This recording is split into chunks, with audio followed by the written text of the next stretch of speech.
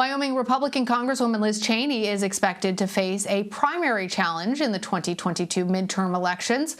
There are already several Wyoming GOP members who are being vetted to take Cheney's place as the state's only House representative. So far, all of them have been in talks with former President Trump.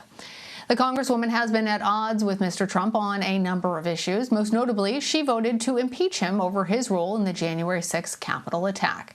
For more on this, I want to bring in Nick Reynolds. He is a politics and policy reporter for WYO File.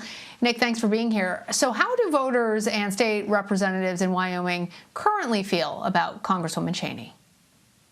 Well, it's really difficult to say definitively. We don't really have a lot of good polling on this race yet, so it's kind of difficult to have a real scientific measure of where we actually sit right now.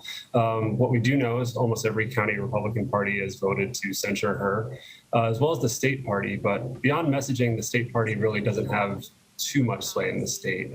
They don't raise a ton of money, and you don't really have many elected leaders beyond the most conservative members of the Wyoming House of Representatives, for example, who actually participate in party activities. But there is a lot of vitriol that we can see, and an anti-Cheney rally back in January, for instance, was one of the largest public protests in Wyoming since the days of the Tea Party. And I've been to numerous events of people planning to unseat her. GOP meetings are more packed than ever, and many new members of the party I've talked to specifically cite Cheney's vote as a reason for getting involved. So there is a lot of visible disdain toward our current representative around the state. Of course, you see the inverse as well. It doesn't really pay right now to vocally support Cheney. We had a very hard swing to the right in last year's primary elections, so a lot of electeds are very wary about what they say publicly, but they are quietly supportive of her. And we've seen from a lot of people that January 6th was a very visceral event for a lot of people, and we haven't really seen an unbiased survey of the public's opinion on that just yet. Well, Nick, there are quite a few names already being floated as potential challengers to Congresswoman Cheney. Might this actually end up helping her in the long run? Yeah, and I think that's on everyone's minds already. I mean, we even saw this back in January. Actually, Donald Trump Jr. Was lobbying for us to pass a runoff election bill, which has been a sitting issue for some time. Crowded Republican primaries are kind of a signature of Wyoming politics, given it's a Republican-dominated state and all the action is really on one side of the aisle. So you can pretty much predict the winner of elections here in the primaries, and people usually turn out in force for those. We can name the 2018 governor's race, for example, where Governor Mark Gordon escaped with just over 1/3 of the vote in the Republican primary, while his two closest finishers combined for more than 40%. The first time Cheney got in, that was, I think, a 9-way race, and she got through with less than half the vote. A number of her challengers combined for I think about 55% of that, her three closest challengers, I should say. We've seen that in Secretary of State's races. And I think the candidates themselves are trying to put pressure on the rest of the field to try and respond to that, or recognize that if they want to get Cheney out, they have to consolidate. An internal poll by Chuck Gray, one of the candidates in this race earlier, presented scenarios for what it would look like in a 5-way race versus a 3-way race. And in all those scenarios, Cheney fares a lot better when we're looking at a more crowded field. But they're trying to make the argument that if I'm the candidate you pick, I'm going to pose the best chance of defeating Cheney. And I think every candidate is trying to do that right now, trying to convince voters that if they had an opportunity to go one-on-one against Cheney, they would come out on top. What are you seeing in terms of fundraising numbers? Yeah, from a campaign finance standpoint, Cheney has frankly been killing it. For the last 2 quarters, she's set consecutive records of $1.3 million in quarter one, 1.8 in quarter two, which is a substantial improvement. If we're talking about the total amount of cash on hand, she actually has nearly 5 times the total cash on hand of all of her opponents combined. So we're looking at a pretty significant war chest here. That said, Cheney has a lot of support that a lot of candidates don't have. She still has some PAC support. And even though she was one of, I think, the top 10 members of the House in fundraising in regards to individual donations, people like Anthony Bouchard have done extremely well from a purely grassroots perspective.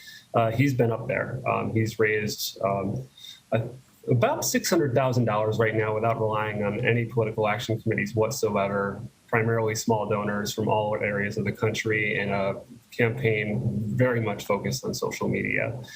We have Darren Smith, of course, who is actually an alum of Pat Robertson's Christian Broadcasting Network, who had access to what appeared to be a very large network of deep-pocketed donors. He had fewer than 100 contributions, but among the challengers was the second best fundraiser just from an individual contribution standpoint. Of course, the person with the most cash on hand right now. Oh, sorry, I apologize.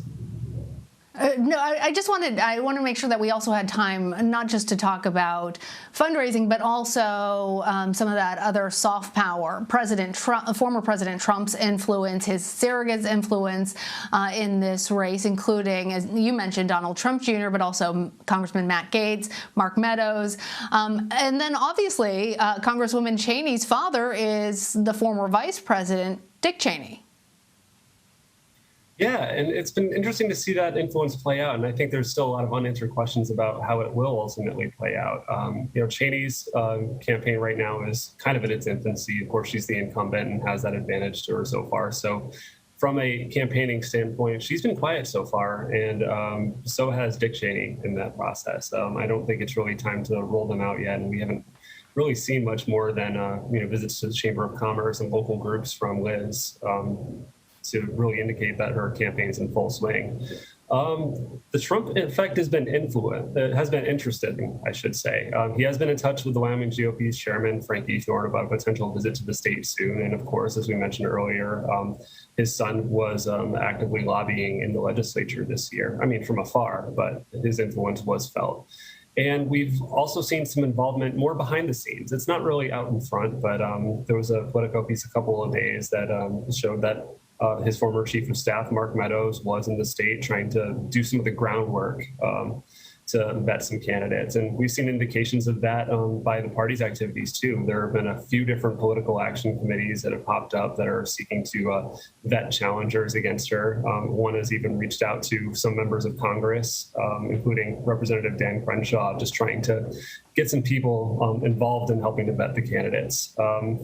We've obtained emails and screenshots of people within the Wyoming GOP showing some fairly active involvement in the race. And tonight, actually, there's a joint fundraiser happening involving Governor Mark Gordon and Kristi Noem that was partly brought together by a group of people looking to unseat Cheney.